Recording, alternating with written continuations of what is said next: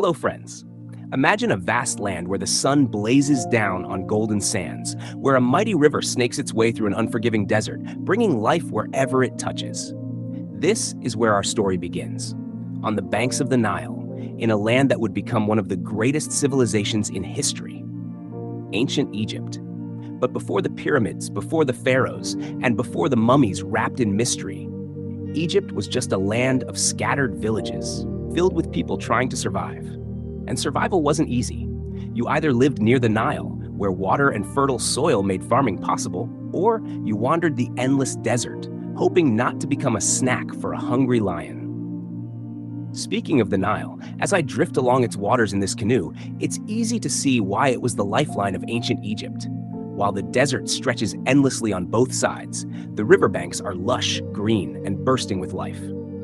It was this river, this long, winding ribbon of blue, that transformed Egypt from just another patch of land into a civilization. Every year, like clockwork, the Nile flooded its banks, spreading rich black silt over the land. Imagine that, free fertilizer delivered to your doorstep without lifting a finger. To the early Egyptians, this wasn't just nature doing its thing, it was a divine gift. They even had a god for it, Hapi, the god of the Nile's flood. When the river rose, it wasn't just a good year for crops, it was a blessing from the gods themselves. With all this fertile land, people settled near the river, growing wheat, barley, and flax. The villages that once lived in isolation began to connect, thanks to the very river I'm floating on right now. Canoes like this one carried goods up and down the Nile, pottery, fish, grain, and even stories. Trade flourished, culture spread, and slowly, the people of Egypt started seeing themselves as part of something bigger.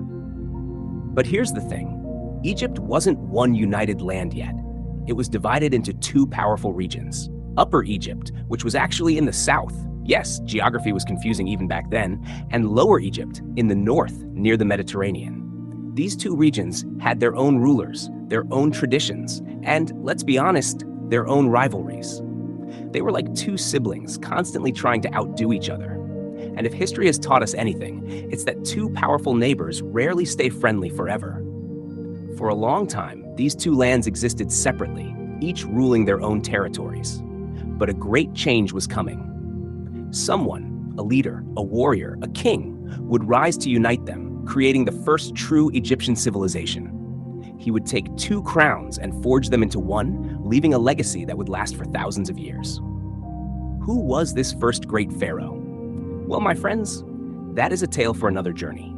And as I continue my ride down the Nile, I can't help but wonder, what must it have been like to be the very first ruler of a united Egypt? Join me next time as we meet the first pharaoh of Egypt.